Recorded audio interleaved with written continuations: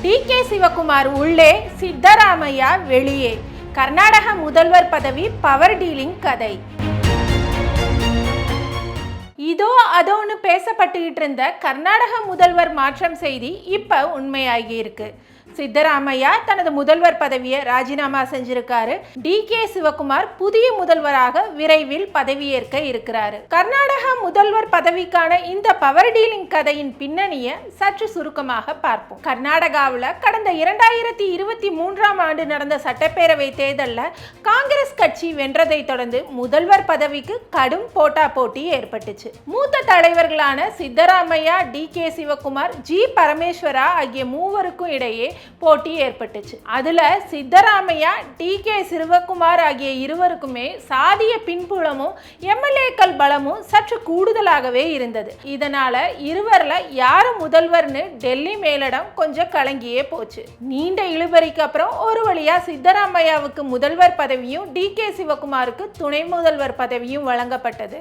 அப்போ அந்த சுமூக முடிவை ஏற்றதுக்கு கைமாறாக இருவருக்கும் தலா 2.5 ஆண்டுகள் முதல்வர் பதவி வழங்க காங்கிரஸ் மேலிட தலைவர்கள் சம்மதம் தெரிவித்ததா கூறப்படுது. ஒரு வழியாக முதல்வராக சித்தராமையாவும் துணை முதல்வராக டி.கே. சிவகுமாரும் பதவியேற்றாங்க. ஆனாலும் கூட அமைதி ஒப்பந்தம் காகிதத்தில் இருந்துச்சே தவிர ஆதரவாளர்களுக்கு இடையே இல்லைன்னு சொல்லலாம். முதல்வர் பதவியில பங்கிருக்கிறத சித்தராமையா தரப்பு மறந்துவிடக் கூடாதுன்றதுல டி.கே.எஸ் ஆதரவாளர்கள் உறுதியாகவே இருந்தாங்கன்னு சொல்லலாம். அதுக்கேற்ற மாதிரி அடிக்கடி அதிரடி பேட்டிகளும் கருத்துகளும் எதையாவது சொல்லி அதை உயிர்ப்புடனே வச்சிருந்தாங்க. அந்த வகையில சித்தராமையா வகித்து வந்த முதல்வர் பதவி 2.5 ஆண்டு காலக்கெடுவை நெருங்கிய போது டி.கே.எஸ் தரப்புல இருந்து எதிர்ப்பு குரல்கள் வலுப்பெற ஆரம்பிச்சது. அதன் உச்சமா கடந்த டிசம்பர் மாதம் டி.கே. சிவகுமார் முதல்வராகணும்னு பகிரங்கமாகவே அவரது ஆதரவாளர்கள் பேச ஆரம்பிச்சாங்க. கூடவே டி.கே. சிவகுமார் டெல்லிக்கு சென்று வந்ததும் அந்த பேச்சை இன்னும் வலுவாக்குச்சு. தொடர்ந்து டெல்லி மேலிடமும் சமரச முயற்சிகளை மேற்கொண்டது. சித்தராமையா, டி.கே. சிவகுமார் மாறி மாறி ஒருவரது வீட்டில் இன்னொருவர் காலை உணவை அருந்தினாங்க. நாங்க ஒற்றுமையோட தான் இருக்கிறோம்னு கூட்டாக பேட்டியெல்லாம் கொடுத்தாங்க. ஆனா எதுவாக இருந்தாலும் டெல்லி மேலிடமே முடிவு செய்யும்னு சிவகுமார் தனியாகவும், நான் 5 வருஷத்துக்கு முதல்வரா தொடர்வேன்னு சித்தராமையா தனியாகவும் பேட்டி கொடுத்து நாற்காலி சண்டை இன்னும் முழுசா முடியலன்னு சொல்லாம சொல்லிக்கிட்டு இருந்தாங்க. இந்த நிலையில தான் டெல்லியில மே 26 அன்று காங்கிரஸ் தேசிய தலைவர் மல்லிகார்ஜுன கார்கே தலைமையில முதல்வர் மாற்ற விவகாரம் தொடர்பான ஆலோசனை கூட்டம் நடந்துச்சு. இதுல ராகுல் காந்தி, சித்தராமையா, டி.கே. சிவகுமார் உள்ளிட்டோர் பங்கேற்றனர். சுமார் 6 மணி நேரம் நடைபெற்ற இந்த கூட்டத்தில் கர்நாடகாவில் முதல்வரை மாற்றுவது குறித்து விரிவாகவே விவாதிக்கப்பட்டது. அதுக்கப்புறம் மேலிட தலைவர்கள் சித்தராமையாவை முதல்வர் பதவியிலிருந்து விலகுமாறு சொல்லியிருக்கிறாங்க. மேலும் மாநிலங்களவை தேர்தலில் போட்டியிட்டு தேசிய அரசியலில் கவனம் செலுத்துமாறும் வலியுறுத்தியதாக தகவல். அதே போல கர்நாடக சட்ட மேலவை உறுப்பினராக இருக்கிற அவரது மகன் யதீந்திரா அமைச்சரவையில் சேர்க்கப்படுவார்னு சமரச திட்டம் முன்வைக்கப்பட்டதாகவும் கூறப்பட்டது. இந்த நிலையில மே 28 காலையில பெங்களூருவில் இருக்கிற சித்தராமையாவின் அதிகாரப்பூர்வ இல்லமான காவேரி இல்லத்துல டி.கே. சிவகுமார் உணவருந்தினார். பிரேக்ஃபாஸ்ட் டீலாக முதல்வர் பதவியை ராஜினாமா செய்வதா சித்தராமையா கூறியதாகவும், அதனடுத்து அவர் காலில் விழுந்து டி.கே.எஸ் ஆசீர்வாதம் வாங்கியதாகவும் புகைப்படங்கள் வெளியானது. இதனால சித்தராமையா ராஜினாமா செய்வது உறுதின்னு செய்திகள் பரவுச்சு. அதன்படி தனது ராஜினாமா கடிதத்தை ஆளுநரின் தனி செயலரிடம் கொடுத்து திரும்பினார் சித்தராமையா. அப்போது அவர் அளித்த பேட்டியில மேலிடம் கேட்டுக்கிட்டதால ராஜினாமா செய்கிறேன், எனது வாக்கை காப்பாற்றி விட்டேன்னு கூறி சென்றார். கூடவே மாநில அரசியலில் எப்பவும் போல சுறுசுறுப்பாவே இருப்பேன், தேசிய அரசியல்ல எனக்கு நாட்டம் இல்லைன்னு சொன்னார். சித்தராமையா காங்கிரஸ் தலைவர்கள்ல மிக முக்கியமான ஓபிசி முகம்ன்றது குறிப்பிடத்தக்கது. கர்நாடகாவின் நீண்ட கால முதல்வர் என்ற பெருமையையும் சித்தராமையா கடந்த ஜனவரியில் பெற்றார். அதற்கு முன்னாடி அந்த பெருமை டி. தேவராஜு உர்ஸ் வசம் இருந்தது. சித்தராமையா குருபா அப்படின்ற விவசாய சமூகத்தில் பிறந்தவர். சட்டம் பயின்ற இவர் 1983ஆம் ஆண்டு கர்நாடக சட்டப்பேரவை தேர்தலில் சாமுண்டீஸ்வரி தொகுதியில் போட்டியிட்டு வெற்றி பெற்றார். அதற்கு முன்னாடி ஜனதா தளத்தில் இருந்தார். HD தேவகவுடாவுடனான முரணுக்கு பின்னாடி 2006 காங்கிரஸ்ல இணைஞ்சார். அவரோட வருகை கர்நாடக காங்கிரஸுக்கு மட்டுமல்ல, அவருக்குமே தனிப்பட்ட விதத்துல அரசியலில் ஒரு பாய்ச்சலுக்கு வித்திட்டது. சிறுபான்மையினர், பிற்படுத்தப்பட்டோர், தலித் நலன் சார்ந்த அரசியல் தான் சித்தராமையாவின் பலம்.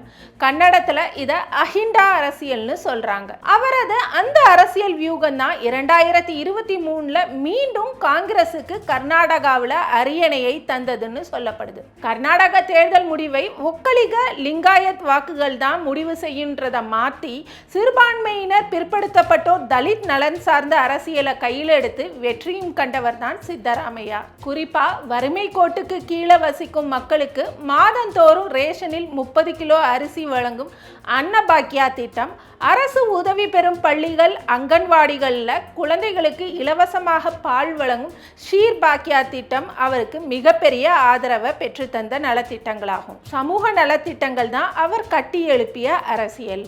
அந்த வகையில் கர்நாடக அரசியலில் சித்தராமையாவின் ஆதிக்கமும் கவனமும் இருப்பது காங்கிரஸ் மேலிடத்துக்கு அவசியம்தான். அதே வேளையில் 2029 மக்களவை தேர்தலில் தேசிய அரசியலில் சித்தராமையா சுற்றி சுழலணும்னு டெல்லி மேலிடம் விரும்புவதாகவும் தகவல் இருக்கு. DK சிவகுமார் இவர் கர்நாடக காங்கிரசின் ஒக்கலிக சமூகத்தின் முகம்.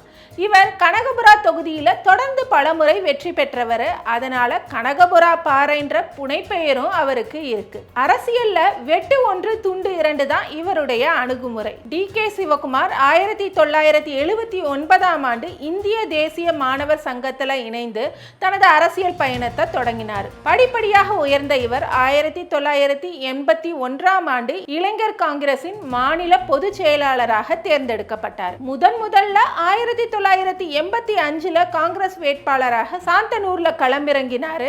தன்னுடைய நிலத்தை அடகு வச்சு தேர்தல் செலவுகளை செஞ்சார். இருந்தாலும் அந்த தேர்தலில் தேவகவுடாவிடம் தோற்று போனார். தோல்வியால் அவர் ஓயவில்லை. 1989, 94, 99 என அடுத்தடுத்து 3 முறை சாந்தனூர் தொகுதியில் வெற்றி பெற்றார். 2008, 2013, 2018, 2023 என 4 சட்டப்பேரவை தேர்தல்களில் கனகபுரா தொகுதியில் தொடர் வெற்றியையும் பெற்றிருக்கிறார். காங்கிரஸ் மேலிடம் DK சிவகுமாரை ஒரு நம்பகத்தன்மை வாய்ந்த அரசியல்வாதியாகவே பார்க்குது.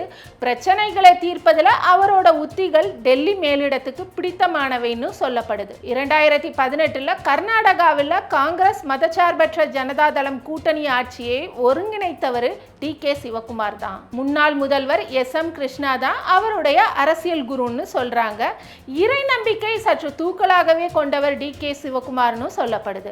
அதே நேரத்தில் மாநில உரிமைகள் விஷயத்துல கெடுபுடி காட்டக்கூடியவர்னு சொல்றாங்க. இத்தகைய சூழலில் கர்நாடக முதல்வர் பொறுப்பை DK சிவகுமார் ஏற்கும் போது அவருக்கு சிறுபான்மையினர் நம்பிக்கையை வென்றெடுப்பது ஒரு முக்கிய சவாலாக இருக்கும்னு கணிக்கப்படுது. அது தவிர அடுத்த சட்டப்பேரவை மற்றும் மக்களவை தேர்தலுக்குள்ள கர்நாடகாவின் லிங்காயத் ஒக்கலிகா சமூகத்தினரின் ஆதரவை பாஜக பக்கம் இருந்து காங்கிரசுக்கு மடைமாற்ற வேண்டியிருக்கும்னு சொல்லப்படுது. அதே போல எஞ்சி இருக்கும் காலத்துல நாற்காலிக்கு எந்த பிரச்சனையும் வராமல் இருக்க சித்தராமையாவின் ஆதரவாளர்களோட நன்னம்பிக்கையும் பெற வேண்டியிருக்கும். காவிரி நதியின் குறுக்கே மேகேதாட்டுவில் அணை கட்டும் திட்டத்துக்காக புதிய விரிவான திட்ட அறிக்கை தயாரிக்கப்பட்டிருக்கு. இந்த விரிவான திட்ட அறிக்கை விரைவில் மத்திய அரசிடம் சமர்ப்பிக்கப்படும்னு சமீபத்தில் DK சிவகுமார் முழங்கினார். இது முதன்முறை அல்ல. மேகதாட்டு விவகாரத்தில் DK சிவகுமார் எப்போதுமே உறுதியாகத்தான் இருந்து வராரு. இந்த நிலையில தமிழகத்தில் காங்கிரஸ் ஆதரவோடு ஆட்சி அமைத்துள்ள தாவேகாவுக்கு கர்நாடகத்தில் முதல்வர் மாற்றம் ஏற்படுவது முக்கியமாக கவனிக்கத்தக்கதாக இருக்கு.